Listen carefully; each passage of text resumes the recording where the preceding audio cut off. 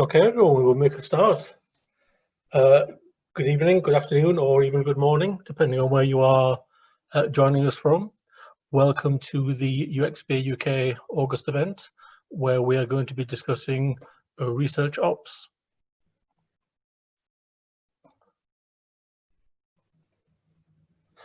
Just a little bit about the UXPA UK for those of you who may be joining us for the first time or may be joining us from abroad. We have been going for around 17 years supporting the UX industry in the UK. We are run entirely by volunteers, so we're always looking for new people to help out, whether it's organising the events, when we go back to face-to-face events, or assisting with our mentoring scheme, or even becoming a mentor.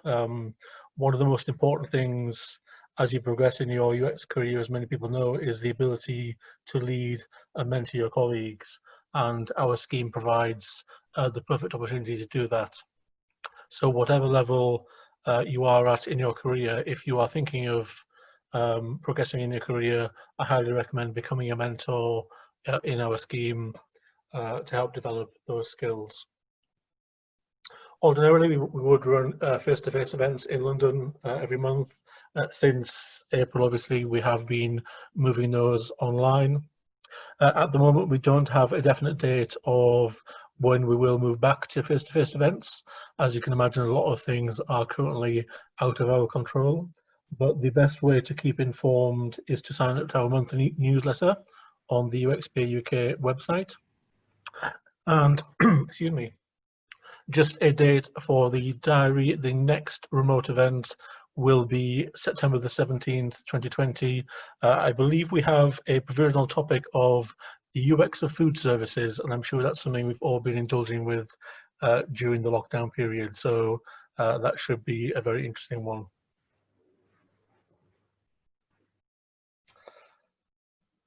Most of our events are similar to this, and where we have speakers, and one of the missions of us is to share knowledge in the community. But we also have a very social side. So August would normally be a social event along with December, but that doesn't mean that you can't participate. So we're still interactive running these sessions. You can just a bit about how the session will run. You can ask questions to the speakers in the Q&A panel. Because this is a webinar format, all of the attendees are muted by default. However, if you're happy to ask your question live, if you like, if you raise your hand in the participants panel, we will unmute you and you'll be able to ask your question, and we'll certainly give priority to those people who want to speak out, just to make it feel a bit more interactive like our normal events.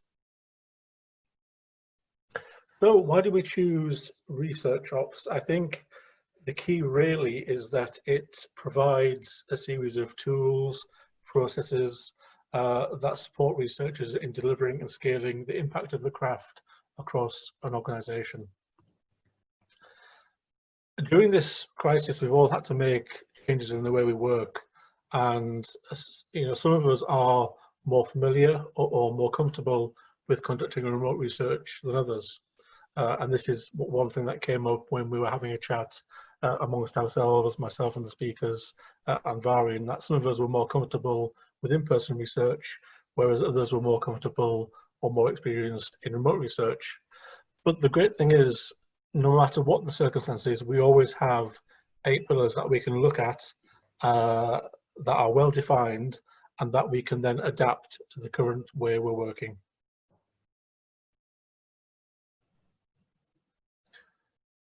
Why do we need ResearchOps? I think this is a great quote. Hiring ResearchOps people means that your researchers can focus on what they're good at, which is research. I used to be, or I consider myself an academic researcher by trade, and then moved into UX research. However, the transition didn't perhaps go as smoothly as it could. And certainly I think some of the techniques that we speak about today would have helped me with that.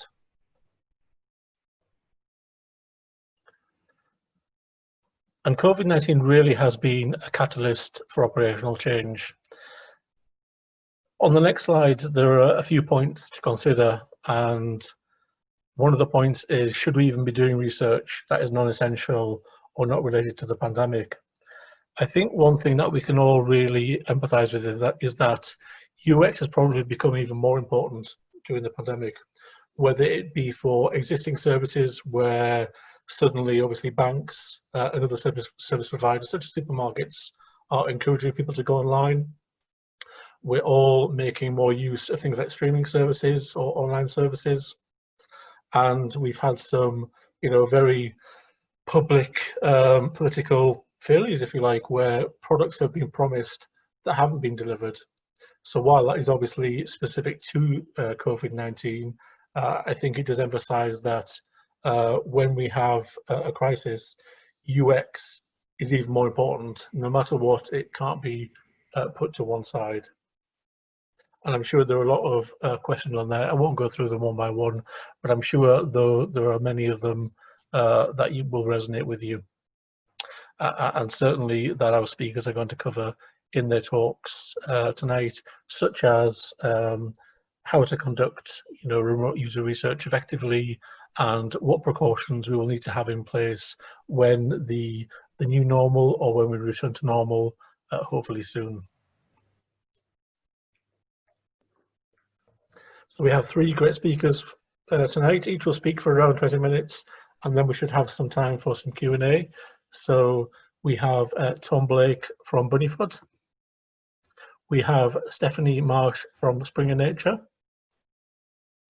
And then finally, all the way from Vancouver, so good morning to Lauren. We have Lauren Isaacson from Curio Research. But what I'd like to do now is hand over to our first speaker, Thom Blake, who is a director at Bunnyfoot and Bunnyfield. Okay.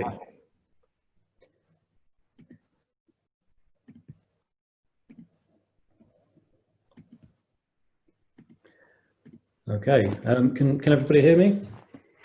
Or anyone?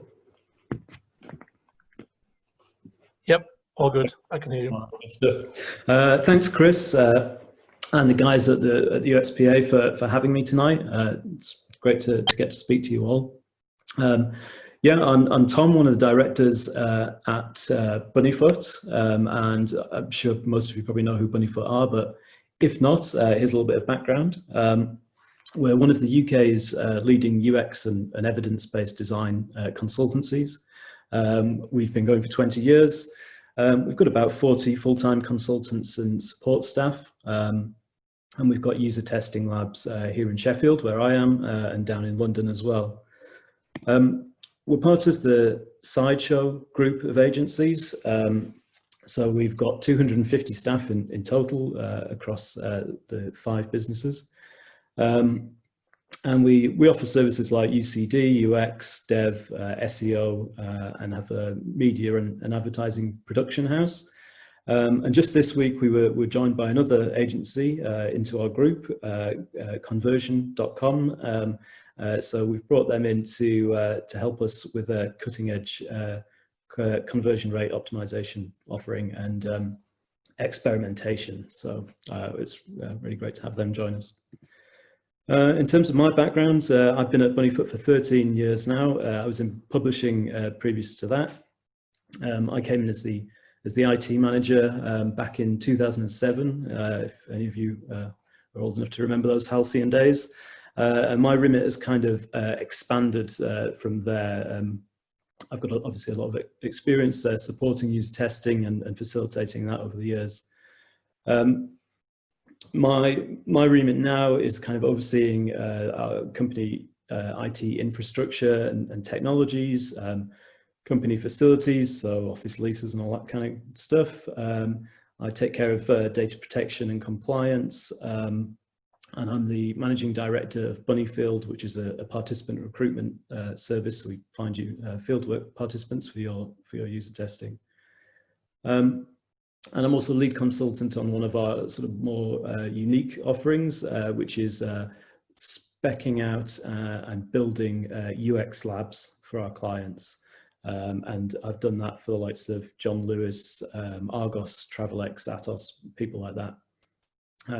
As well as setting up labs in Hong Kong and Edinburgh and Reading, and traveling all over the world with our mobile portable testing kit and facilitating testing all around the world. Obviously, the COVID pandemic has brought lab testing here to a halt in 2020, at least for the time being. So we've had to pivot our user testing and research strategies so that we can continue to do great work, but do it online, do it remotely instead. So we did a lot of that anyway. Not all of our testing was lab-based. We did a lot of international work and stuff like that, but we've had to double down on that, obviously, like everyone has. As Chris was saying, you know, it really can't be understated how important it is at the moment to have accessible and usable online services. There's never been a more important time for organizations and companies to do that. You know, for most service providers, their main way of interacting with customers recently has been through their online and their digital channels. And if you've got a broken one, then you are going to come unstuck and not last very long.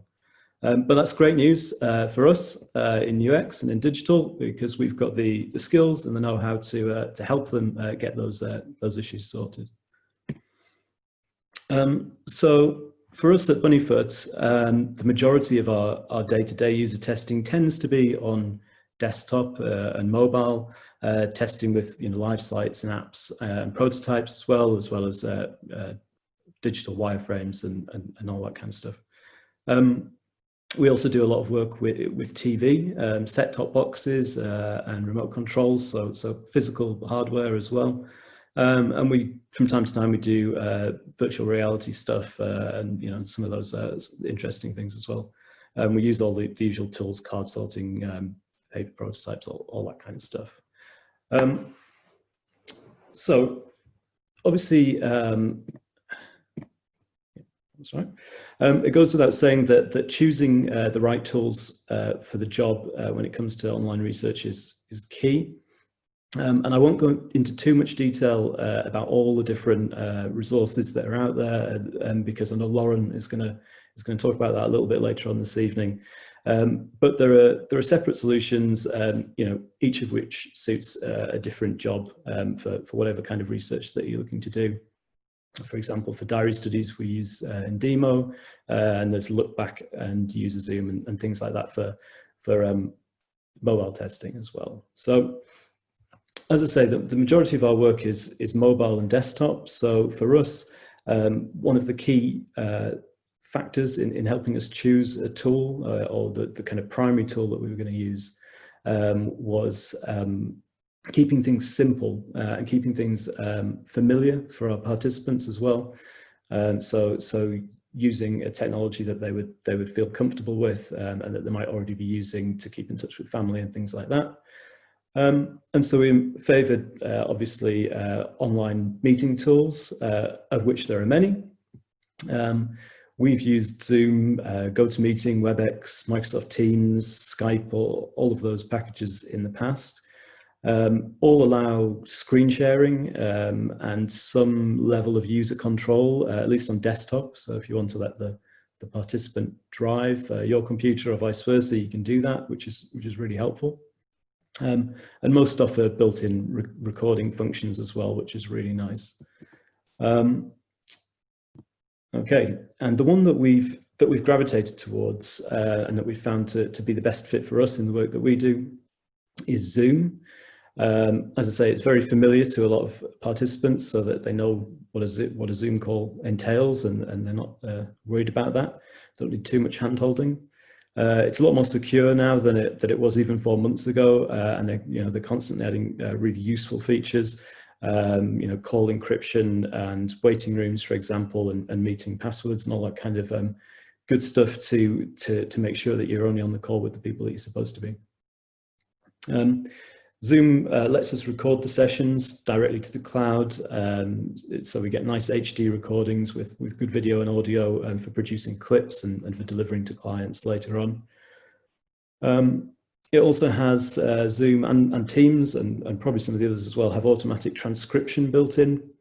And And while you can get some quite amusing outputs that you won't be expecting, you can actually, it's still actually really useful to have that, because it means you can do a text search for quotes and for things that were said in the meeting. Again, really speeds up making clips at the end of the sessions. If that's something that you want to do, you can jump to the timestamp.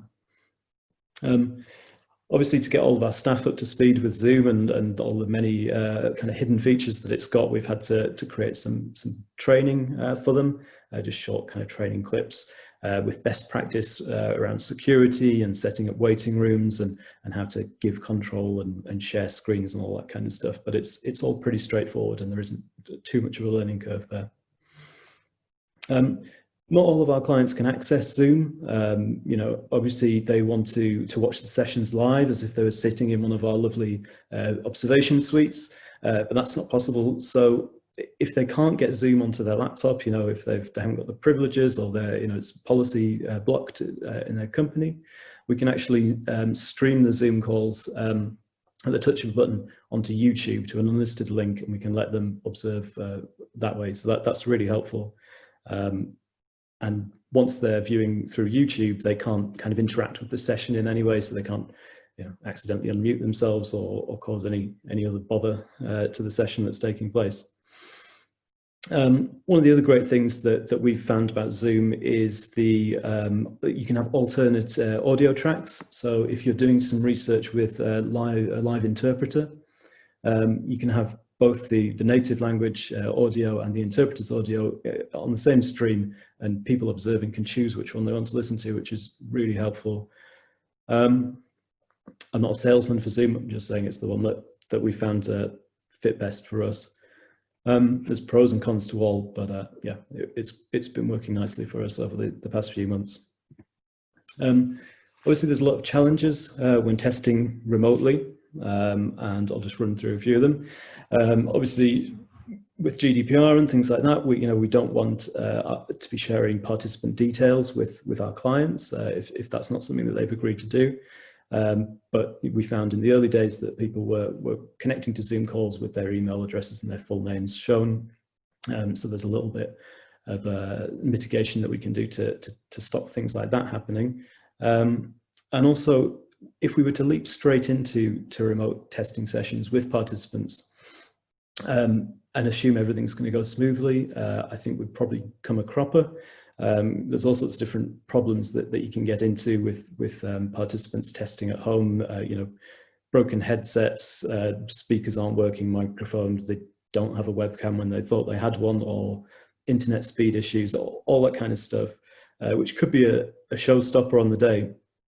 So one of the things that we've employed to kind of mitigate that is we run a quick test call with each of the participants the day before or a couple of days before the session, and an IT technician or the moderator will just hop on a quick call with them, just get them set up, make sure they can access everything that they need to see, and it just makes the sessions go a lot more smoothly. Some other downsides of remote user testing, as you may have experienced for yourself, the lack of the ability to see the intent of gestures, particularly on touch devices, mobile and stuff. That's something that we focus on quite heavily in our labs, with HD cameras over, so we can see what people are trying to do, not just what they actually succeed in doing. So that's a bit of a frustration and a difficult one to work around without sort of sending out extra cameras.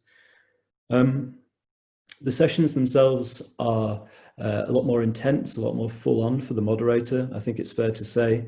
A lot more concentrations needed and active listening to guide the sessions and to keep them moving along swiftly. I think most of our consultants would say that a day of remote user testing takes it out of you a lot more than face-to-face, which is an interesting observation.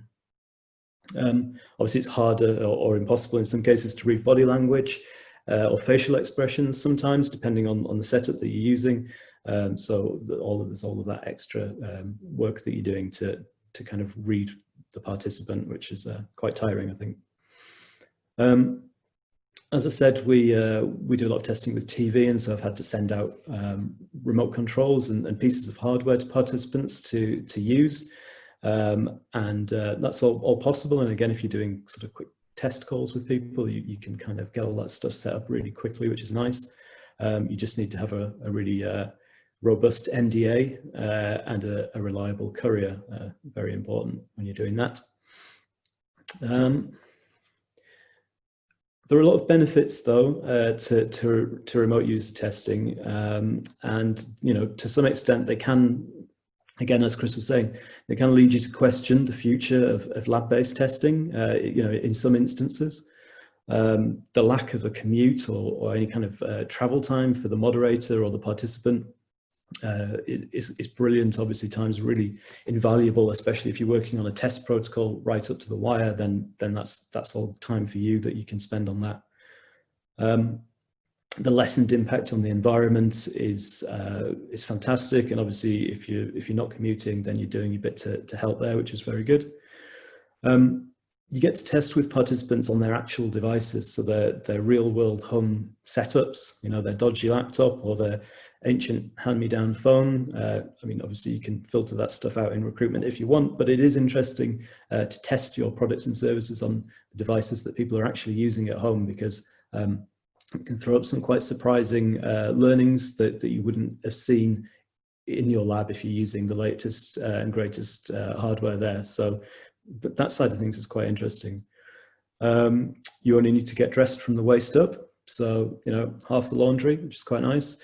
Obviously you've got fewer overheads. You're not heating an office, you're not dealing with travel and accommodation expenses from your staff.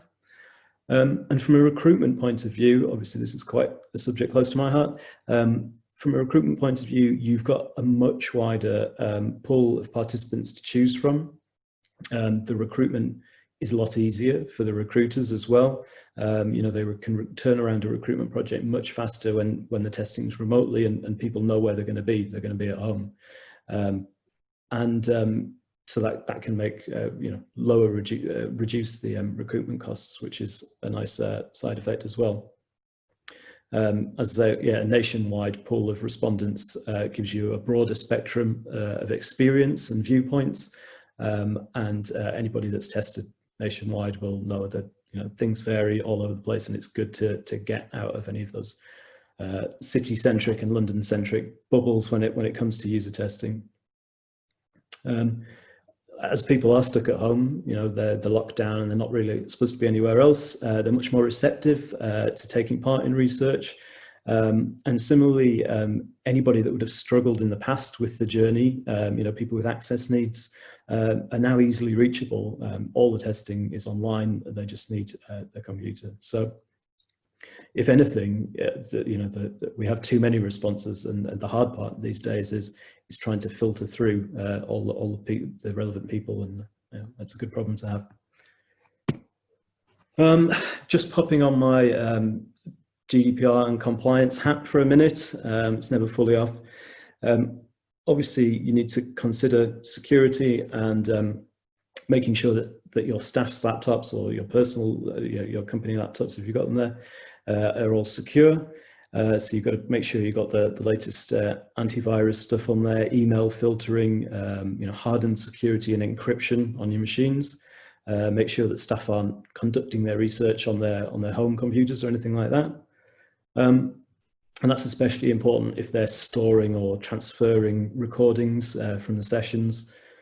As always, the videos may need to be anonymized and they need to be catalogued so that they're only kept for the retention period that you've agreed with your participants. Consent forms need to be completed online and stored appropriately, and you can do that with most of the survey tools allow a digital signature, so that's all quite easy to deal with. We're quite strict on insisting that participants aren't asked to install prototype apps or software or any unreleased software, in fact, on their machines or their phones or anything like that. Just because if they run into any issues down the line, there's a kind of liability aspect there that we try to avoid.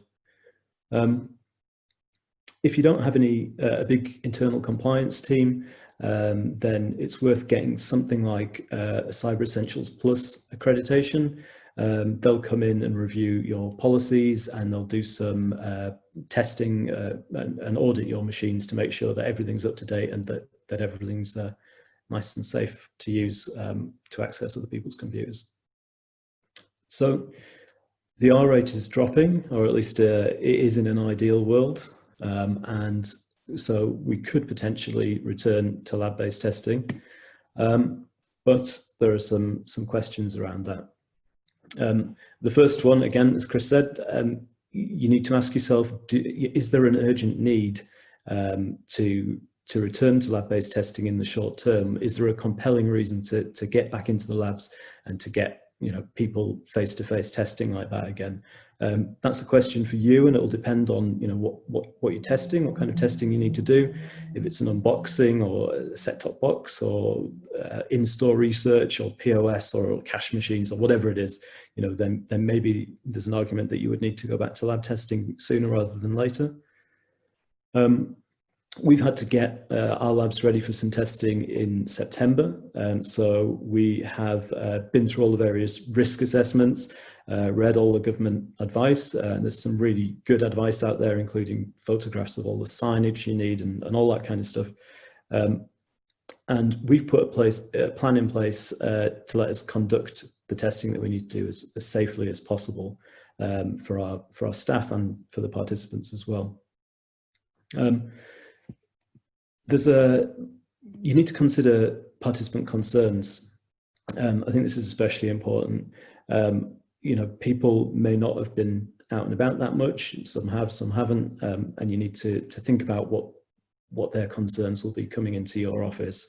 Anybody with a long commute that's getting on public transport to come in is going to be perhaps less comfortable with that than somebody that can hop in a car and drive to your office. People for Research, one of our recruitment competitors, did a great piece of research recently, looking at participant how comfortable they were with the return to face-to-face research and testing, and the sort of primary concerns were, or the findings were, that people were quite happy to come back for one-to-one user testing, but the thought of focus groups or any kind of group testing was obviously less favourable, and people were much less inclined to do that. So the type of testing will vary, I think, at the moment. Other main concerns were the room layout, the ventilation, and what are the precautions, what steps have you taken to protect them if they're coming into you. So in terms of getting the labs ready, if that's something that you feel you need to do, as we've had to, there are quite a few things to address. If you've made it out to a pub or a restaurant recently, then you know the drill. You know what people are going to expect, and you've seen probably good practice and bad practice of that as well. You're going to need to look at putting in a one-way system through the building. So perhaps a lift to go up and stairs to come down for those that can use them. You're going to need to regularly disinfect contact points or touch surfaces, touch screens before, during and after sessions. You're going to need to look at your room layout to make sure that people can socially distance properly. You're going to need to look at fresh air and ventilation in the testing spaces. Some of our labs in London don't lend themselves to that. They don't have windows you can open. So we've had to look at which rooms are safe to use and repurpose other rooms to make them safe as well. You need to leave longer gaps between the sessions for all the disinfecting and the social distancing and all of that kind of stuff takes time, and kind of orienting people around the building takes time. So you need to allow more time for all of that stuff. If people are wearing masks during the sessions, if that's something that you want them to do, obviously it can make it much harder to hear what somebody's saying and impossible to lip read what they're saying. So you might need to think about things like microphone placement to make sure that you can pick up what they're saying. You need to put track and trace in place, and you need to encourage participants to let you know if they test positive within a couple of weeks of coming in, and that needs to be agreed with them ahead of time. Staff could be following all of the precautions, to the letter, but people coming into the office who've just stepped off the tube maybe less so. So providing a really easy kind of one sheet checklist for participants, explaining some basic measures they can take, you know, between home and your office, and how to access the office when you're there, just taking all of that mental load off, so they've just got a sheet they can look at and say, yeah, this is how I'll stay safe, is a really helpful thing to do. And that's something that we're in the middle of producing at the moment for our next sessions. We've taken the step with discouraging any clients from coming in to view the sessions in our observation suites. Instead, we're offering free online streaming, which is something that we've always done, and now it's free, and a super fast delivery of testing session videos. So as soon as the session finishes, we can share a link to that video with anyone who wasn't able to watch the live stream, and they can replay them pretty much immediately. So yeah, that's kind of the gist of that. Oh, also with participants, you need to pay them by bank transfer and not cash, just to, again, to avoid any unnecessary physical contact. Something else you need to consider, I would say, is getting your staff back into the offices. It might not be as easy as you think, especially if you're trying to be responsible. And I'd strongly recommend that you speak to your UX and support staff about their feelings of returning to the office to support user testing. It's something that we've done, and the concerns that people have vary dramatically from person to person, and may surprise you as well. Everybody has their own individual concerns. Again, London public transport is a big one down there. But if somebody's living with somebody who's more vulnerable, that they're shielding, then they may not be able to. They may not be willing to come into the office. And likewise, if anybody's, some people may even be subject to judgment from their friends and family for putting themselves at risk in such a way. So there's all sorts of different concerns that can come up.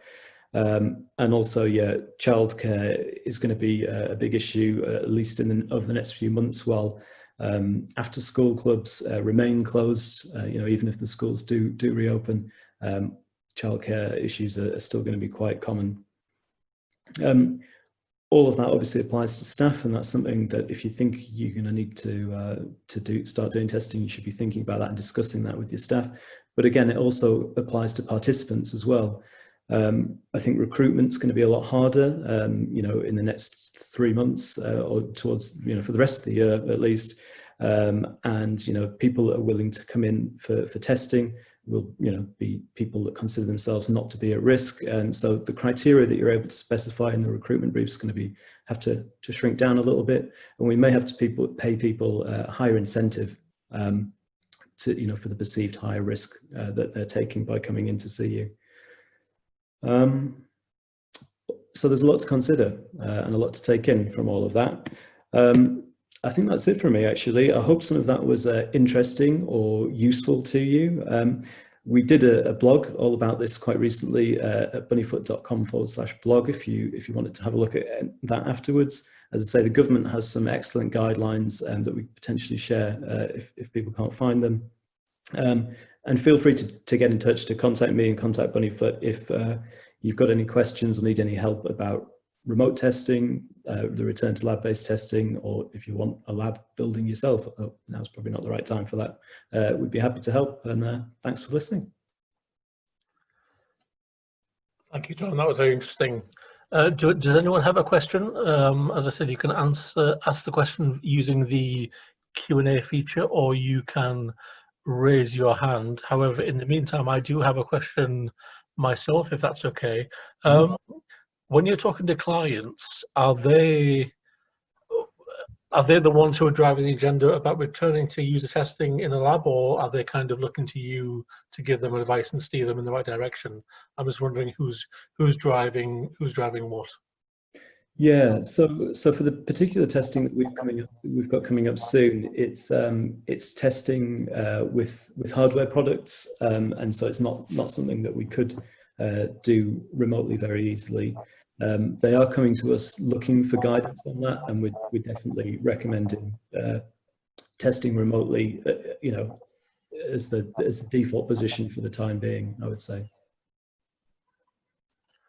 I see some questions in the Q&A and chat, so I'll go to the Q&A first. How have you ensured that researchers are at no risk of infections during in-person research? Any advice around PPE would be very helpful. Yeah, good question, and I did actually skip over that in the talk there. But if we can skip back a little bit, I don't know if you can see here one of the small steps that we've got plastic screening between the desks, and we've got the participant facing the consultant there. So they're partitioned between the two of them, and there's disinfectant everywhere there. We will be recommending the use of masks, and we'll be supplying masks to our participants, ones that allow sort of enough airflow to be able to hear what people are saying, not some of the more muffling ones. And as I say, we'll have staff coming in and disinfecting all of the contact points between sessions. And this room here that you can see we've selected for our lab for the time being, there's actually a door either side of that room, so we can get a lot of airflow through the room as well, which we think should help. I think just on that slide, Suzanne had a question regarding the placement. Could you just explain which one is the moderator and which one is the participant? I guess the participant is the one with the screen in front of them, or which one does it work? Yeah, maybe I've made the picture too small, but yeah, so if you look at the top image there, the desk closest to us is the moderator's seat, and if you look on the computer screen there, you can sort of see an overhead shot of a phone and various other bits in the phone mirroring, and the participant will sit on the other side of that plastic screen there. So yeah, that's how that's going to work. And I think just one more in the chat. Whether you'll be able to provide an answer, because obviously it may depend on company policy. Obviously, it may be a personal rather than a company view. For UX staff who don't want to return, and this probably applies to to us all, how can we make sure that they're not disadvantaged while their colleagues are going back to the office in person? That's a good question. I think from our point of view, if we didn't have consultants that were willing to do face-to-face user testing, then we wouldn't do it. It's as simple as that. We've surveyed all of our staff, and we've talked to them at length about their concerns, which have changed over time as well. And if there wasn't enough support staff and there wasn't any moderators available to do the testing, we wouldn't do it. That would be our policy. I think just a final one, do you have any further risk assessment process for field work or home visits? I guess there would be some in place already, but have you looked at those and altered them further in light of the situation? So sorry, risk assessments for testing in home? Yes, so field work or home visits. Oh, okay. That's not something that we've looked at. It's something that we only do occasionally, a couple of times a year, and it's not come up yet. But yeah, again, the government guidance for all of this stuff is really helpful. And if you just read through that, I think you can digest it, and you'd be able to put together, adapt your office risk assessment for home testing. Yeah, I think it could be done, but it's not something we've looked at yet. Thank you, Tom. And I think the final comment from Kevin there in the chat, I think that's something we can all empathize with, in that if you're doing research with a participant and you're behind a screen and you're both wearing masks, all of a sudden the skills you need as a researcher become enhanced, because you are relying a lot more on things like body language, but also probably having to probe a lot more than you normally would in a live context. But I do know one of our next speakers is going to talk about that. So I'd like to thank you, Tom. and thank you for the questions. And we're going to move on to our next speaker. So our next speaker is Stephanie Marsh. Stephanie, welcome. If you'd like to take control and share your screen.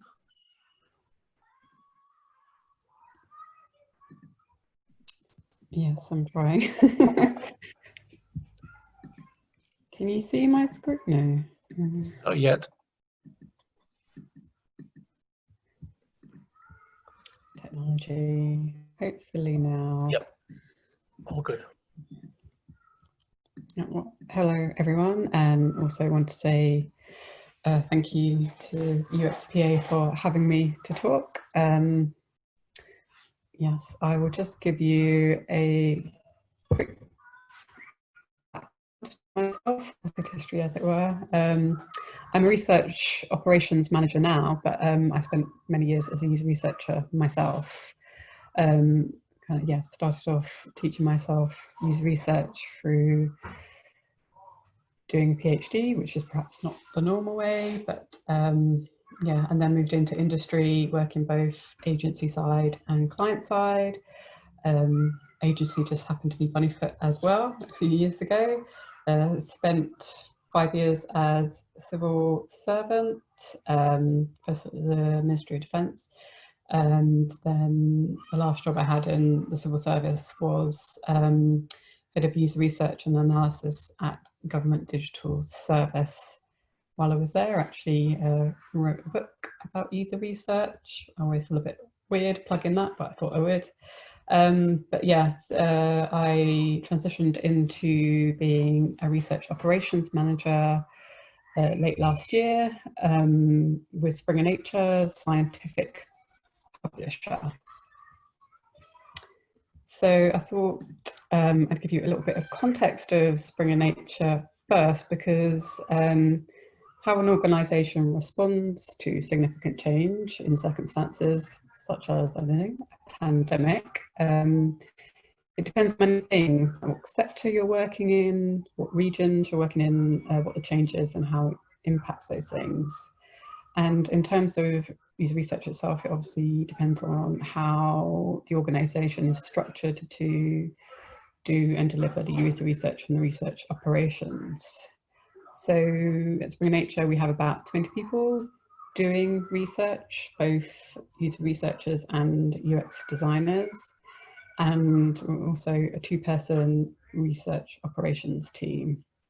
So with that 1 to 10 ratio,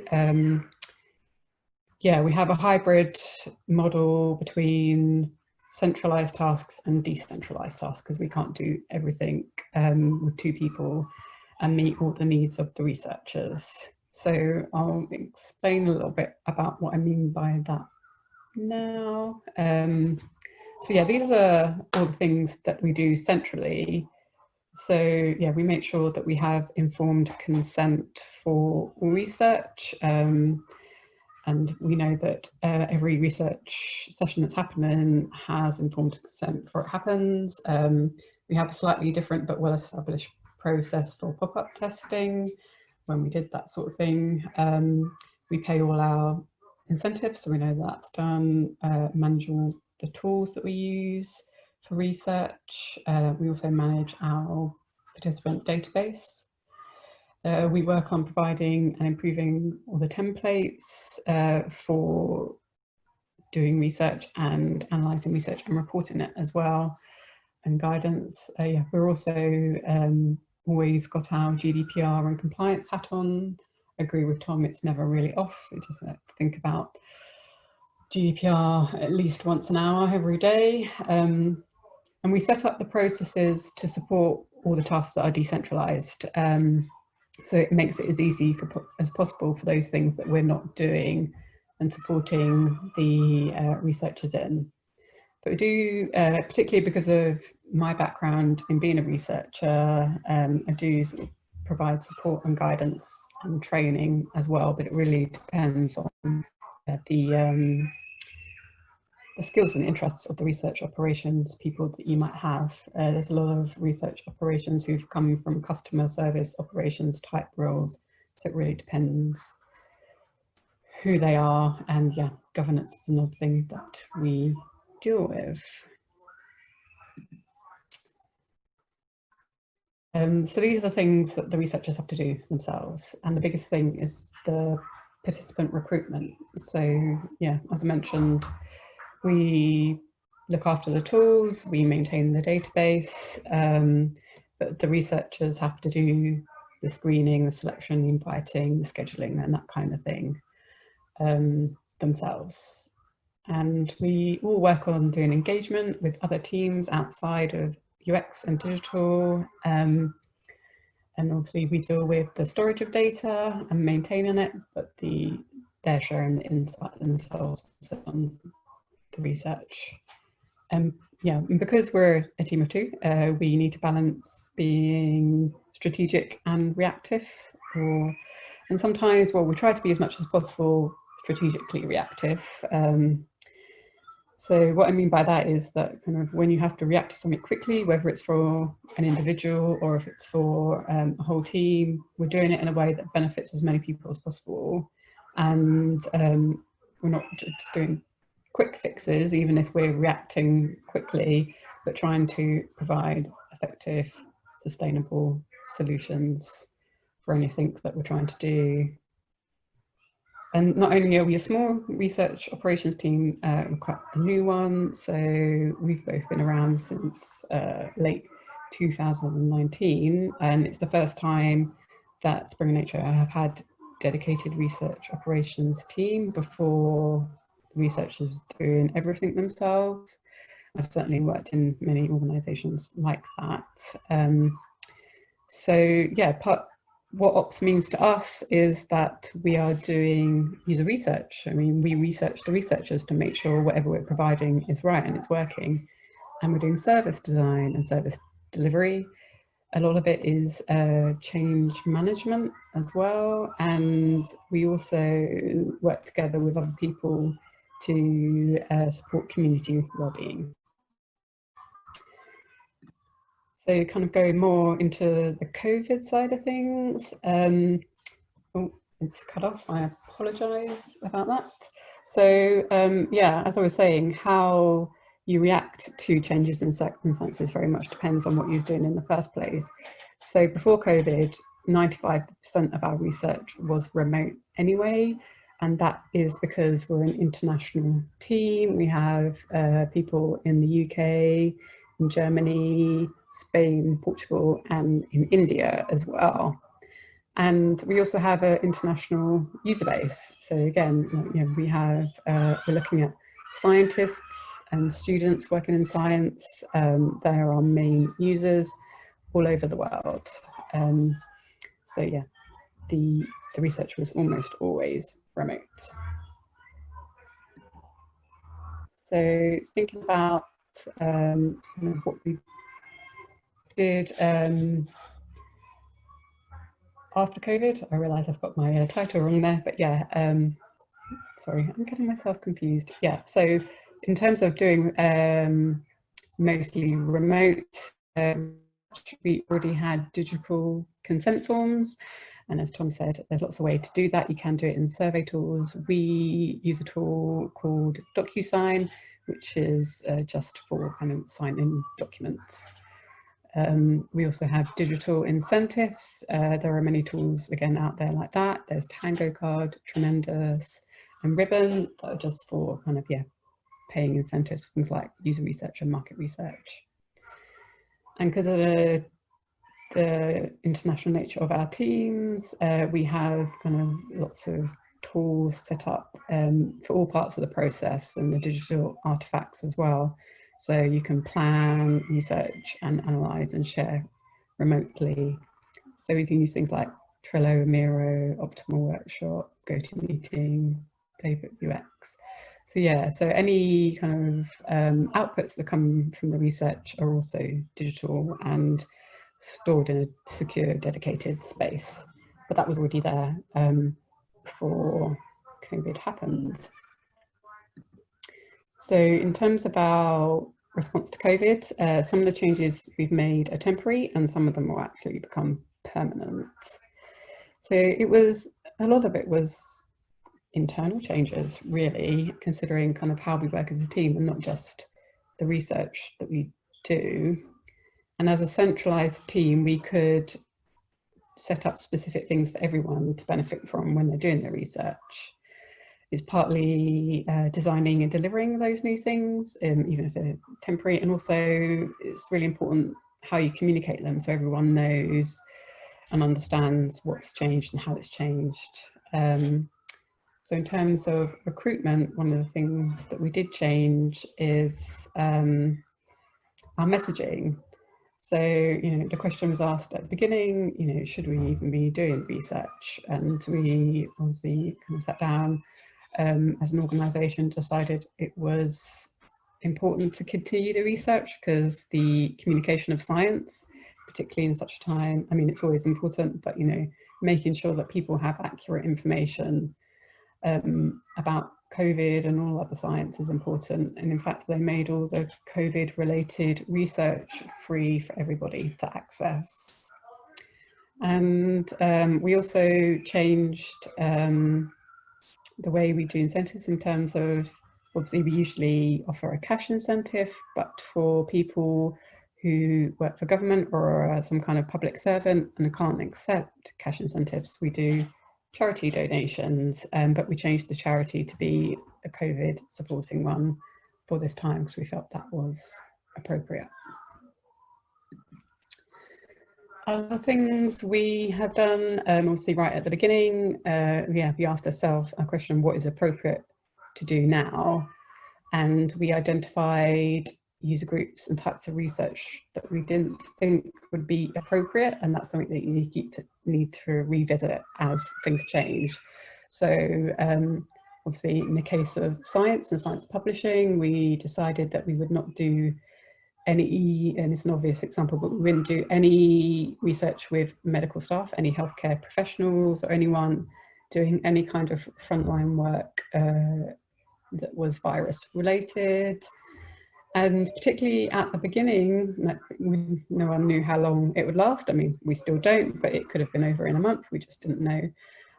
We decided to not do any kind of contextual type research. So thinking about the lab science in the lab, for example, it wouldn't have been appropriate. Also kind of, pivoting to think about, well, what's important now? So students and scientists being able to access their library content, their journals, things like that.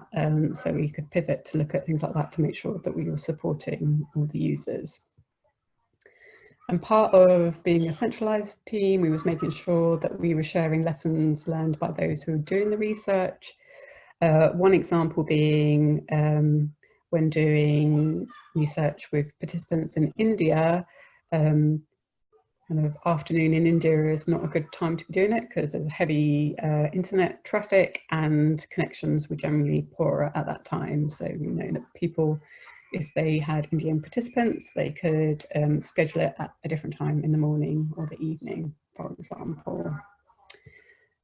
Also, we are measuring the impact of ResearchOps, and we report on that quarterly in Springer Nature. But we decided to expand what we had metrics for to see what the impact of COVID was, and was perceptions and reality the same. So there was an assumption that we'd have a lot of cancellations because of the nature of people working at home. They're trying to look after their kids and do their work, etc. And it can be a very stressful situation. So partly we had messaging like, we're flexible, we don't mind if your child is in the background and trying to talk to you while you're doing the session, that's fine, or we can rearrange. But also we was measuring whether we did have more cancellations and things like that. And it turns out actually we had the normal number of cancellations, but it was in fact taking us longer to recruit for similar kinds of research that we were doing previously. So it was just, it's useful to be able to dispel those myths, to say, in fact, it's pretty much the same doing research now. It's not necessarily harder. One thing that kind of in hindsight we should have done at the very beginning, but we hadn't thought about, was emergency planning for critical tasks. And this is obviously one of the permanent things that will remain. And this is things like making sure, because centrally we do consent and we do incentives, making sure that if we're not around, like neither of us, there are other people that can do those tasks. So we train people up to do that. We also have a list of alternative tools. So if something breaks and there's no one around to fix it, there is an alternative. You can use, a simple example would be, for example, most of us are using Miro at the moment, but if you can't access Miro and you have access to Google Suite, you can use the Jamboard instead, because they're very similar. And also internal training has gone fully remote. For example, a few months ago, we did, myself and the head of user research did ethics and user research training. And the really interesting thing about team dynamics is that everyone being remote it's a really leveled the playing field. So they can often, I'm sure you've all experienced it, be strange dynamic if there's several of you in a meeting room and there's a few people remote, and sometimes that dynamic can be a bit awkward. And often, you know, people who are on the phone can't hear or they get forgotten about, but if everybody is remote, we're all the same, and actually it makes those team interactions a lot more effective. As I mentioned, part of the job is well-being and also kind of dealing with what's happening now, but trying to plan and be proactive about the future as well. So one of the things that we did was create an onboarding Trello board, so that when someone joins the company, yeah, everything's there that they need to do from their first day to within the first month. And you know, I'm sure it's quite a difficult thing to start a new job in such a time when you would normally be in an office and you're having to learn a new job from home. So we tried to make that easier. Also, being research inclined people, in a team meeting towards the beginning, my team was reflecting, my wider team was reflecting on kind of what was working and what wasn't working about remote working for them at that time. So we decided to record our observations in a spreadsheet, and we kind of encouraged the wider UX team to also share their observations. And the data we got from that led to a workshop, and we was really kind of looking at, well, what do we want to keep from remote working and what do we want to change in the new normal, thinking that perhaps sometimes next year when we're actually back in office. And, you know, being mindful that we're all quite different and we need different things. So some people are desperate to get back to the office, but actually most of us were craving some more kind of balance between working at home and working in the office. So we did a workshop to dig into that and be able to share with senior management kind of what our needs were, and yeah, have our say. So kind of the new normal just doesn't happen to us. We're actually kind of participating in shaping it. So yeah, I kind of mentioned this already, but we don't know when the new normal will be or what it will look like. So it's important to keep revisiting your priorities and the things that you set up to react to the circumstances. Yeah, it's good to plan loosely for a new normal, but just to know that you know, things are going to change and you may not have planned for it. So have infrastructure to kind of be able to react quickly. I think I went through that quite quickly, but hopefully it was useful. But yeah, thank you very much. Happy to answer any questions there may be. Thank you, Stephanie. We do have a couple of questions in the Q&A panel. I think we have the first one was anonymous. How do you store and share your user research, especially when everyone is working remotely? So we have Google, yeah, we have Google Drive and use all of the Google Suite. At the moment, we're using GoToMeeting for our remote sessions and then transferring the videos over to Google Drive, but we're looking to change that soon. Did that answer the question? I hope so. And there's a second one from Anna, which is ideas for recruiting the most time-poor participants. So I think the point of this is that we might have the impression that remote research would actually help engage this audience. So have you found that, or have you found no difference? So partly having the messaging about being flexible has helped in terms of, yeah, if you need to rearrange your session, that's fine. Or if you feel like it's a less than ideal environment that you're sitting in, you know, that's okay as well. We're flexible.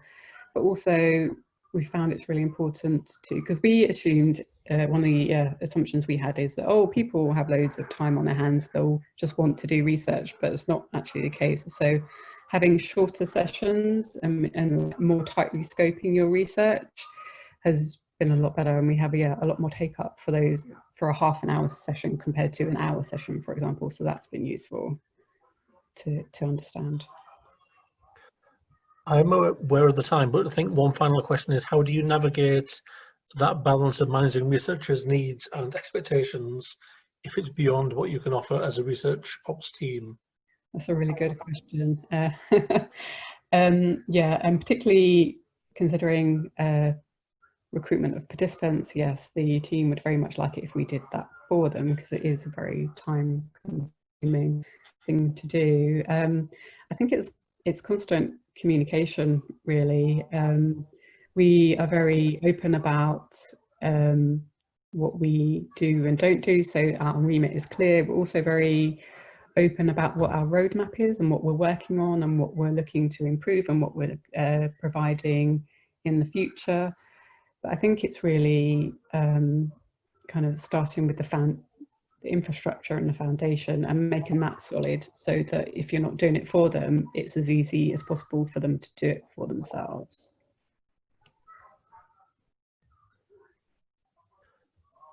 Thank you. So I'm aware of the time and we are running slightly behind, so apologies for that. So what I would like to do is I would like to introduce our final speaker. One of the benefits of running remote events is that we have a global audience, just like running global research sessions. We've had some attendees who we know have, outside of the UK, but now we have a speaker who's pretty far away, over in Vancouver in Canada. So I'd like to welcome Lauren Isaacson. Lauren, if you'd like to share your screen, you should be able to do so right now.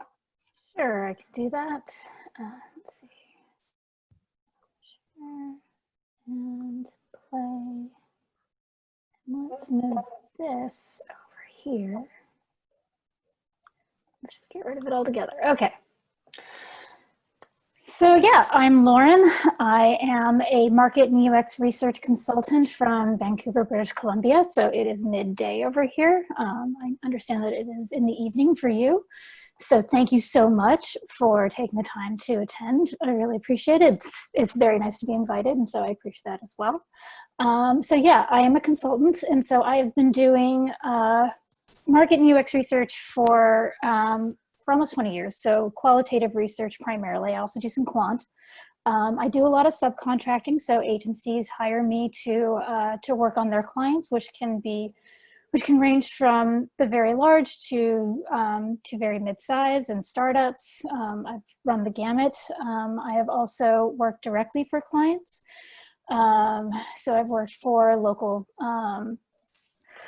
companies. I've worked for some international companies. It just all depends. And yeah, and sometimes I'm even brought in-house. So I spent some time with a Canadian national telecommunications company as their UX research team of one, that was an experience. And so yeah, that's what I do. And I've been doing it for a while. And so this is what I want to talk about, is I want to talk about that while some of you may be new, some of you may be not so new to doing remote research at this time. We're all in it now. And so I've been doing this for a long time. I've been doing research from home as a consultant since 2016. Primarily it is from home. I'm very rarely asked to do research in person. So I want to share my learnings. I want to share my experience. And so I hope that you take this time, and while this may be new to you and you're used to doing research in person, you consider that the gold standard, I want to share that you have options and that you don't have to do research in person, and you can still get amazing insights without having the person being in the same room as you or following them around the house or the office or whatnot. And so, yeah, this is the dream. I mean, who wouldn't want to just be anywhere, you know, getting out of your camper van or in some posh hotel in Saint-Tropez and doing research wherever you want to do it. And in some instances, you can. But we should probably recognize that, well, this sucks, okay? It went, I don't know about you, but for me, it went from fine to not fine super fast. And I feel like everything I did before March was just incredibly naive. And so we're all here together, we're all trying to adjust. And so let's just get that out of the way, that this is terrible, but even in terrible times, we can do something with this. So tools are a big deal. And as far as technology comes, you have tons of tools available to you. And I like to think of these technology options as a toolbox. And there's lots of tools. I don't know about you, but I have a toolbox, and there's the upper tray and there's the lower tray. And the upper tray has the things I use all the time, the hammers, the screwdrivers. And the under tray has everything that I need for very specific purposes, but I don't use all the time. So like an Allen wrench. I don't use that very often, except for when I'm putting together or trying to like maintain IKEA furniture. But when I need it, I'm really glad it's there. So I'm not here to recommend specific products. So I am sure there will be vendors who may see this and will wonder, why didn't she mention my product? So I don't want to get in trouble with any specific vendor, because there's a lot of vendors out there, and quite a few I like and very few I don't like. So I don't need to be there to invest in any specific one or tell you to investigate any specific one. That's going to be up to you. I am just raising awareness of the options that you have available. So when you are considering remote research tools, it's really easy to get excited about a new tool that you want to use, but you don't want to get ahead of yourself. There's a process. So first you want to understand what your research objectives are. Then you want to know what kind of people are going to be participating and what they will be most amenable to. So remember, you know, the internet is not evenly distributed. Stephanie, she talked about how there are certain times of day when the internet is best in India, and there are some parts of the world or the country that do not have access to broadband, or may not have a laptop and may only access the internet from their phone. So when you're considering what tool to use, you also need to consider not only what will satisfy your objectives, but also what can your participants actually use appropriately and you're going to get good insights from. And then you should also consider what kind of deliverables do you want to have at the end for the analysis and to deliver to the client, or your stakeholders. So think about that. Do you need video of them using a product? Do you need picture in picture so that they're sharing their screen and you also see their face at the same time? That's important to some people. And then think about that. Think about whether or not you're going to need recordings. Think about whether or not you're going to need other things that they may have, either in-person video or asynchronous video. All of those things may be important to you, other things may not. And so you should identify that ahead of time. You should also be aware of privacy compliance. So when you're thinking about what kind of deliverables you want to have at the end, you also want to think about what you actually need, because the good rule to follow when it comes to things like GDPR and privacy compliance laws is only collect the data you absolutely need. So really go through that in your head and think about, do I really need this data that could come across as personally identifying, and do I want to carry that burden of that liability by having that data stored somewhere in my system? And then once you go through all that, then you can choose your tool. should also think about what kind of platform you want to use. So most of the agencies that I subcontract for, they end up using meeting software, and I don't have a choice in that. I use whatever they use. And meeting software totally does the job, but it lacks a lot of the helpful features that you find in purpose-built research software, which can really increase the engagement of both the participants and the stakeholders and streamline your research process. And then also, purpose-built research software will also offer the privacy compliance features that you may not find in traditional meeting software. And so when you are selecting tool providers, and so if you, whether it be meeting software or whether or not be research software, you should look into whether or not you want to go for a subscription-based pricing model or whether or not you want to have a project-based pricing model. So when I'm brought in to do a project specifically for a client on a direct basis, usually I am proposing that they use a specific software for a specific project. And so it's temporary, therefore I ask for project-based pricing. And I do not subscribe to any software I don't need to, because I have ups and downs in my schedule. And so I don't want to be responsible for a subscription-based pricing model. But if you are with a company and you are doing this all the time, then a subscription-based price may work better for you. But if you do want something very specific for a specific instance and you only see subscription-based, you can call them up and go, I only see subscription-based pricing here. Do you have anything that could work for, say, just a specific project for a specific length of time? And often these companies will work with you on that. So in-depth interviews, to me, this is my hammer. So is professional research software necessary? Not really. Meeting software will totally do the job, but pro software will give you a place to program your guide, hide and manage the observers. So I like being able to hide the observers, so I can say to my participants, okay, there's going to be people observing in the background. You are not going to see or hear from them, but as far as you're concerned, it's just going to be you and I talking, but I just want to make sure that you are aware that they are there. And that it gives me, I give them the transparency that they absolutely need and deserve, but I am also able to hide them so that we can have the conversation, and it's much easier for them to ignore the fact that there are people observing that they cannot see or hear from. So I find that to be really helpful in the rapport building process. Pro software will also give me the ability to share research stimuli and do screen sharing and do picture-in-picture as well, so that I can record their face in the video. And this all is while maintaining legal privacy compliance. So for usability testing, in-depth interviews, of course, that's what we always do. Working client side and going from running tests on meeting software and then switching over to using specifically purpose-built usability testing software was a total game changer. So it definitely streamlined our process. It saved us time and money. It gave us the ability to run unmoderated tests on smaller interaction designs, which then I could hand over to the designers so that they could run that themselves and take that load off of me. And so if they just needed a quick turnaround on something and it wasn't a big deal, they could do that themselves. And it was a really great opportunity for them to learn how to phrase tasks and questions.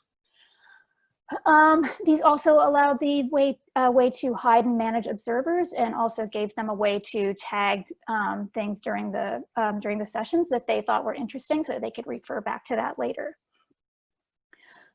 It's also a way to obscure the testing URL for testing prototypes. So yeah, when I was doing research, and you get the prototype and it's done in InVision or whatnot, you often have a special testing URL so that you have that interactive prototype that you can test. Well, in meeting software, I have to use the chat function so that they can go to that testing URL. Now, if I send it to them, they now have access to that URL, and so they can save it and they can do whatever they want with it. That's not awesome. I consider that to be not so great. I would much rather be able to use the usability testing software, take over their browser, send them to a specific URL, but have them never see what that URL is, and they can still use all of the other browser functions they need to. So that works fine, and I prefer that when I am testing prototypes. Then there are video focus groups. So this is kind of like meeting software on steroids. It has a lot of the same features that other pro research software has, with the added benefit of group dynamics. So sometimes You know, we always use in-depth interviews because that's really important to the process. We want to get in there, we want to get depth, but you don't always need depth. Sometimes it's really great to get that group dynamic and that discussion going within a group of your users. Sometimes that helps. It's not all the time. This is not something that I've had in the top shelf of my toolbox, but it's nice to have when I need it. You can do a lot of the markup activities that you would do in whiteboard software, but you never have to leave the research environment. So some people, they may get really flustered and confused if you say, okay, now I want you to go to this URL and share your screen with me, and we're going to do this in another place. And that may kind of freak them out. Well, if you have it just there in the research software, it's just built in and they don't have to go anywhere else, and there's less of an opportunity and there's less of a chance for things to go wrong. Can you do this in meeting software? Absolutely, sure. But you lose the security and you lose the observer management benefits that you have with that purpose-built software. So I don't know about you, how many of you are client side or even not agency side or a consultant like myself. And you have to deal with people who want insights and they want them yesterday. So when you need to do a faster turnaround, sometimes this is the way to go. So while IDIs are a primary research vehicle, I have options if I need to have that really fast turnaround and I don't need depth. A text-based focus group can accommodate up to 8 participants, and they usually last up to 90 minutes. So you ask people to spend 90 minutes on their phone or at their computer and participate in a series of questions, and it's in this text chat-based format. So they can reply to each other, and they can, you can do probing, you can do all those sorts of things, but it's in this chat-based function. So now, Pro software will allow for guide programming, observer management, and real-time tagging. And benefit is it's already transcribed. So once the group is over, you're ready to go with your analysis, and you can do a fast turnaround on your insights very easily. Then there are online asynchronous focus groups. These things are beasts. Every time I get a demo from one of these providers of online asynchronous focus groups, they're also known as bulletin board focus groups. There are so many new features and new things that you can do within them. So they're pretty dynamic. So these give you the benefit of speed and depth. So before I said, you know, you get speed, but you don't get depth. This, you get that depth. You get also a lot of flexibility. So while this is meant for, say, a social interaction, if you can completely hide everything, and that would make it more of a diary study application. These these can handle all kinds of numbers of people. They're usually like incredibly robust and can handle a lot of people, but a typical online asynchronous focus group, you're looking at up to 16 participants, but you can do more if you're trying to like separate people into, say, persona groups. You can do 16 of one persona group, 16 of another persona group, but you'll probably want to get other people to help you with the moderation because it can get overwhelming pretty fast to have that many people replying to questions at the same time. They usually last up to 2 to 3 days, but they can last longer if you're trying to do a longitudinal study.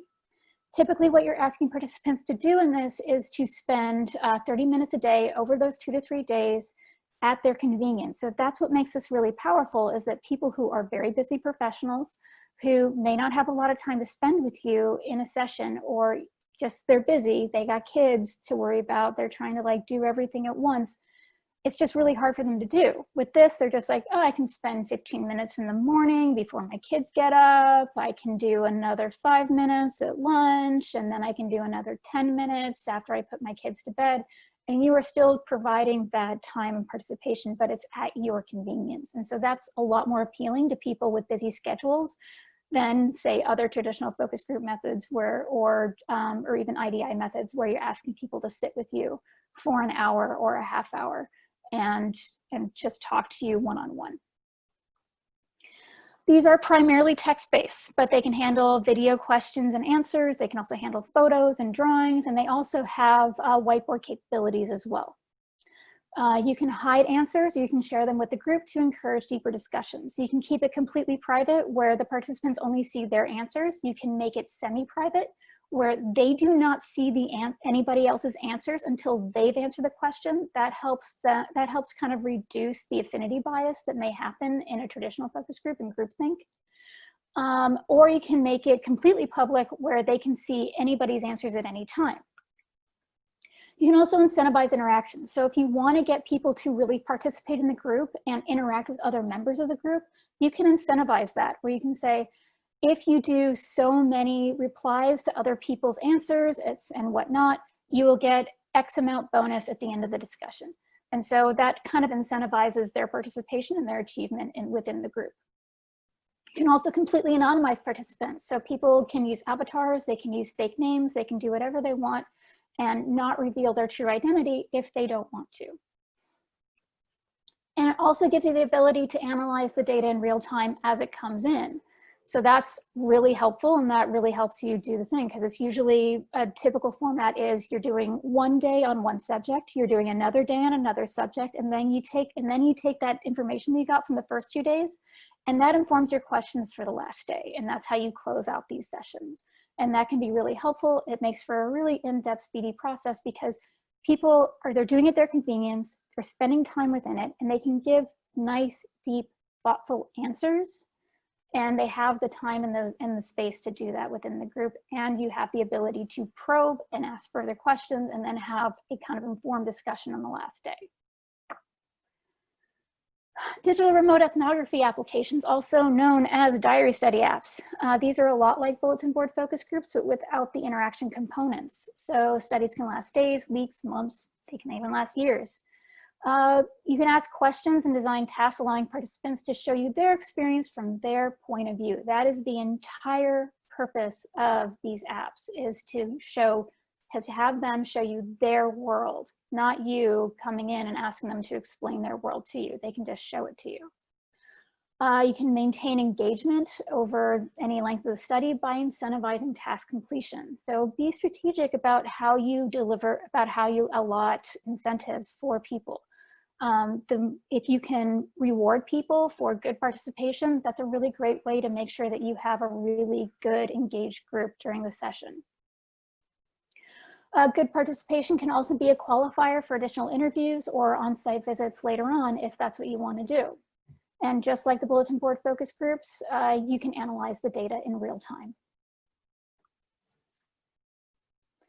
So eye tracking software. So when we think about eye tracking software, we think we need special glasses and it has to be in a special room with a special computer with special software. But you don't need to do that anymore. Cameras can track your eyes. They do a little kind of like calibration where you kind of follow the bouncing ball along the screen, and then it knows where your eyes are going to be on the screen. They can show them something, and they can just see like how people interact with the screen just using their computers and their normal eyewear if they have any at all, or just their eyeballs, and that works pretty well. So that's something that you can do. Another thing that you can do is you can do facial coding. So this is really great for testing video content, is you can show people a video and then it tracks their facial expressions. It's not perfect, but it does a pretty good job. Track their facial expressions. You can see like whether or not people are reacting positively or negatively to what's being seen on the screen. And you can either use this in like a large study and have a lot of people do that. This is really great for testing commercials so that people don't like put out a commercial that people are going to react really negatively to.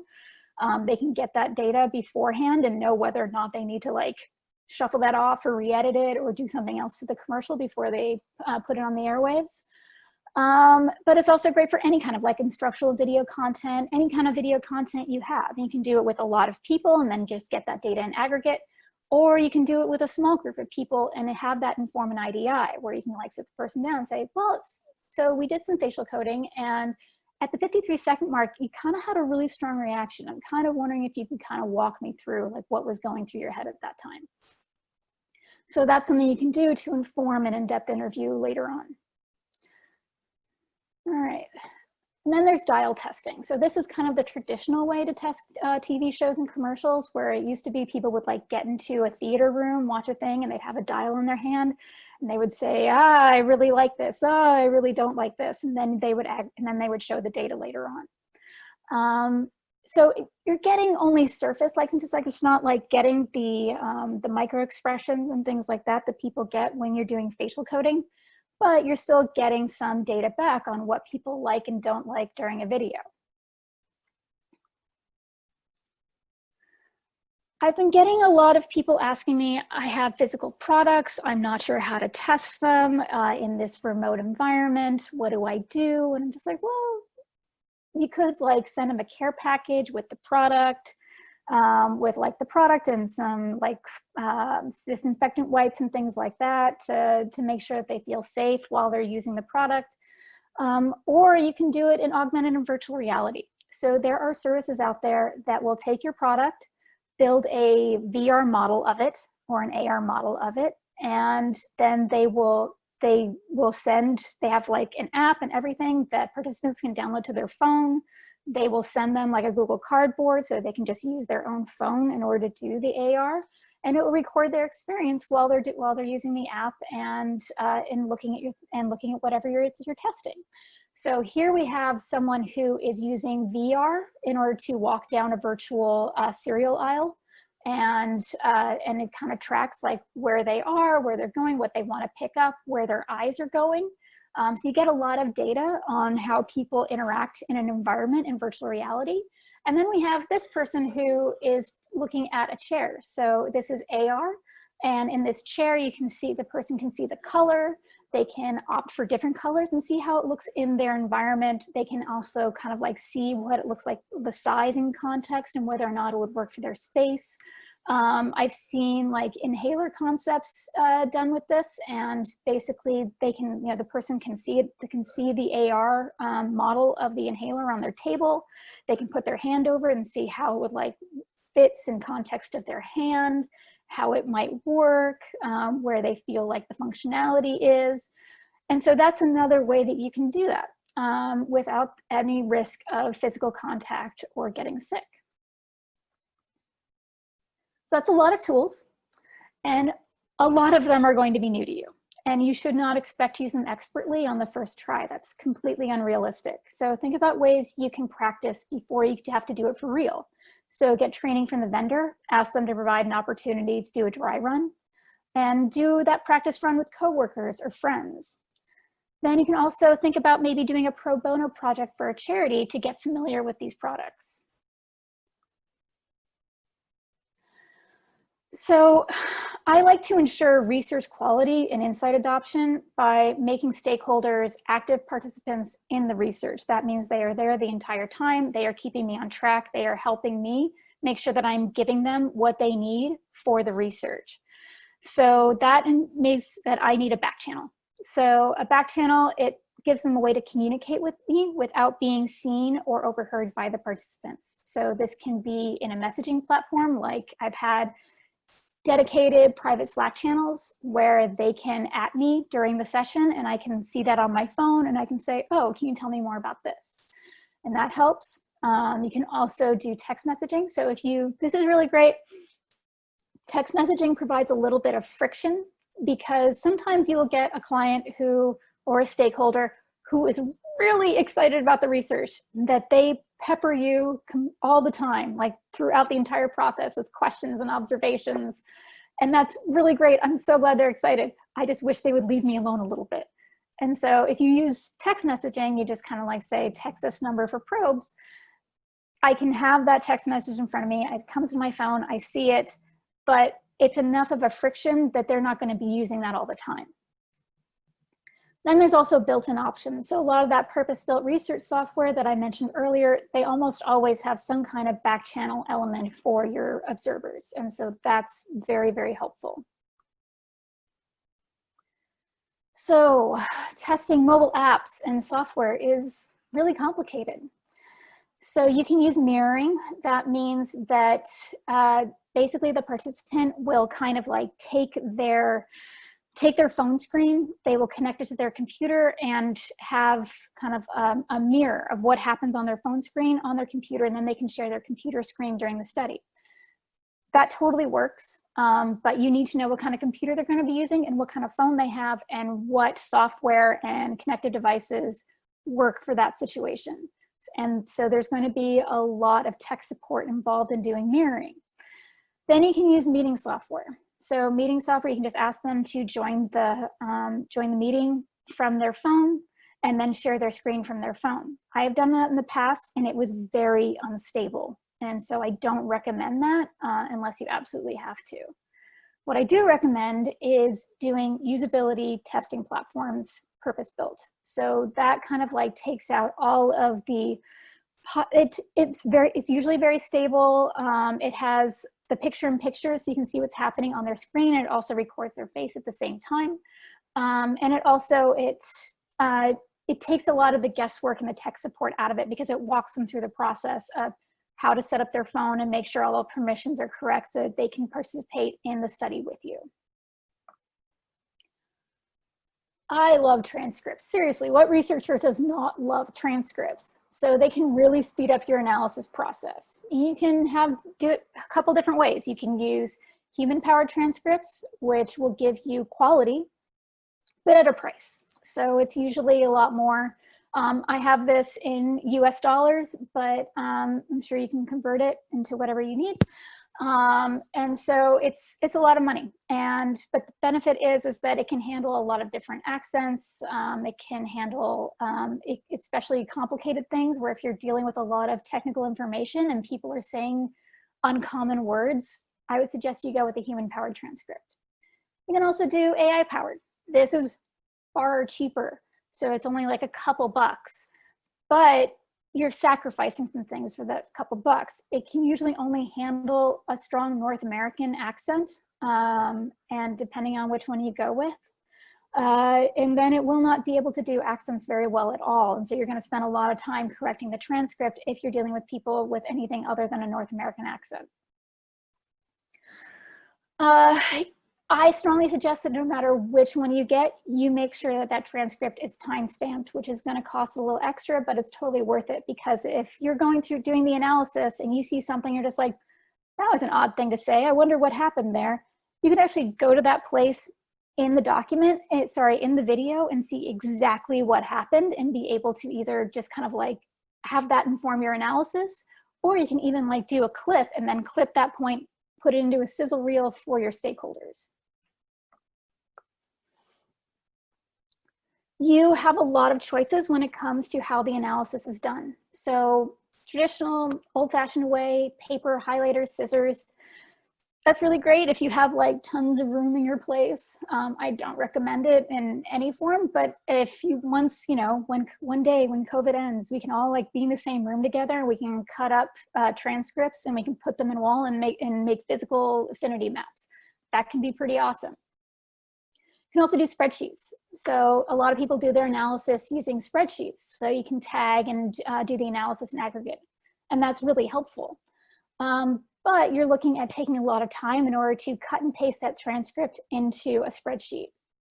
Something that you can do to help speed that up is you can pay a human transcriber to transcribe the entire video into a spreadsheet. And that will really speed things up for you. But that will cost you money. Tagging online documents, super easy. You can just cut and paste the transcript into a Google Doc and have everybody on the team highlight and tag things. Well, not even tag things, but like make comments and stuff. But it doesn't really have that aggregate analysis feature that is pretty helpful. Then you can do collaborative affinity maps. So I had a client that it was just a usability test. They didn't really want anything that was, they didn't want like my super awesome report at the end. They just wanted like really fast turnaround insights so that they can get to work. And it's just like, that's totally fine.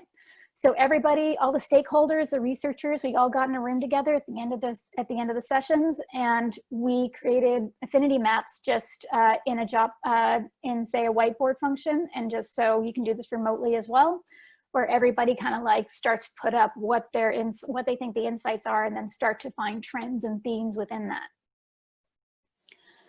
Then you can do qualitative analysis software. I really do love these things. So qualitative analysis software, you can upload a transcript into it and you can cut and you can like highlight and tag things in any way, shape, or form that you want. And you can kind of do sub tags. You can like create some nuance off of like themes and tags that you want on themes that you want to specifically analyze. And it can be really helpful and powerful, and they're usually not that much. So I highly recommend getting a qualitative analysis software when you're analyzing your data. So I hope after all of today's sessions, you got a feeling that you can do this, because you really can. But you have to give yourself permission to try, to make mistakes, to learn from those mistakes, adjust for the future, and then repeat and do it all over again. Try again and learn and adjust and repeat. So it's a process. Everybody's learning. We all make mistakes. Even if you've been doing this a long time, you can still screw up, and it's okay. But I think that there's a lot of room for remote insights. And just because we can't be in the same room together doesn't mean that we can't get good research done. So yeah, thank you very much for having me. Thank you, Laura. Lots of useful insights from that talk, lots of practical tips. So we do have a couple of questions before we wrap up. I saw someone raise their hand, or maybe not. Okay, if you did raise your hand, if you could do so again, but until then, I think we have one in the Q&A. There's a couple there. I think this one comes from earlier in the presentation when, so the question is, can you expand on how you take over to ensure the user is not seeing the links to the testing platform? So that's very specific to the software. So you have to use usability testing software that allows for you to do that. So basically what it is sends them to kind of like a mock browser with everything but the URL bar. So you can't see the web address at all.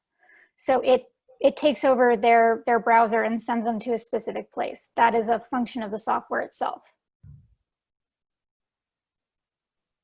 Thank you. And I think the second one is, as you work as a kind of an independent user researcher, do you share the raw results, such of recordings? Oh yeah, I have a very transparent, I try to have a very transparent process. So unless there are issues with privacy or something like that, the raw results are always there. Transcripts are in a common place where everybody can see them. The recordings are accessible immediately after so that it can be shared around the team. I find that to be really helpful to the process, just to get everybody involved and make sure that everybody has access to everything. Thank you. Are there any final questions? Like I say, if the person who raised their hand would like to do so again, I'm more than happy to unmute you. I think the one thing I've experienced, and we talked about this when we had a little pre-meeting, I think remote research made me a better researcher. I remember the first remote session I did was a pilot, and it was a disaster because I just didn't listen, because I was so focused on the technology and how that was working that I wasn't really listening to what the participant was saying. And obviously, as you get more experience with the tech, you know that that learning curve, you get over that and you get back to being a researcher. But for me, I think the tech was the first barrier, but it did make me a better researcher. So we have a question from David, I think was, what are some of your favorite qualitative research software tools? I said I wasn't going to endorse anything. Well, we can say other tools are available. Which do you? So, okay, so there's quite a few. Like I said, most of the time I don't have a choice. I have to use whatever if I'm subcontracting, which is mostly what I do, I have to use whatever they ask me to use. And so a lot of times that's Zoom, that's GoToMeeting. For actual purpose-built research software, get a demo. So go out there, do some research, find out what's available. There's a lot of, there's the Qualitative Research Consultants Association is really great for finding vendors who do this and specialize in this. I think there's also the QRA in Europe, the Qualitative Research Association is probably also a good place for that. A lot of places, another place that I send people to when they're looking for any kind of service or vendor research related is greenbook.org. So now I'm not listed on greenbook.org, but I know a lot of other vendors of my ilk are listed on greenbook.org, but it's also recruiters, global recruiters, software, facilities, all kinds of things are listed in greenbook.org, and you can like do it by like, I need to get so many respondents of a specific demographic to take my survey. Greenbook.org will point you to several vendors who can help you with that.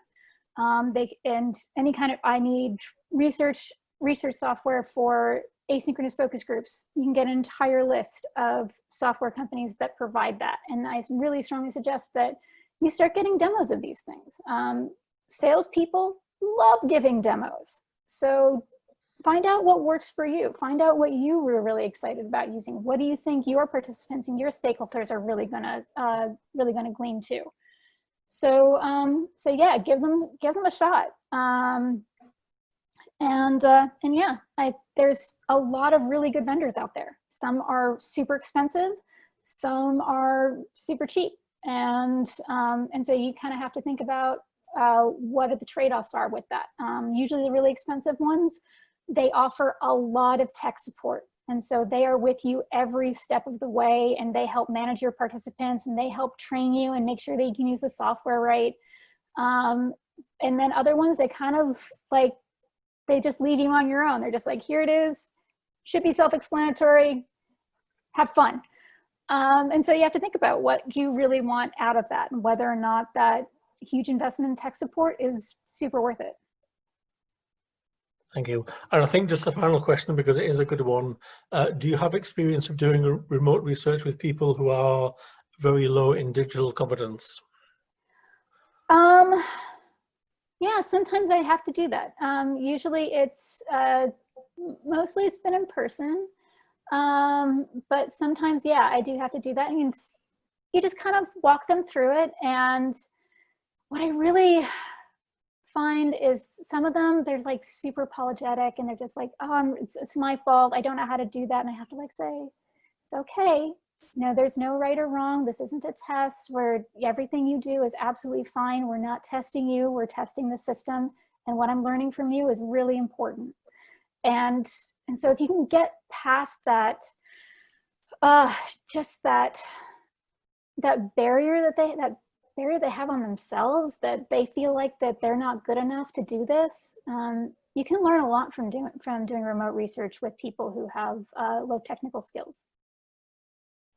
Thank you.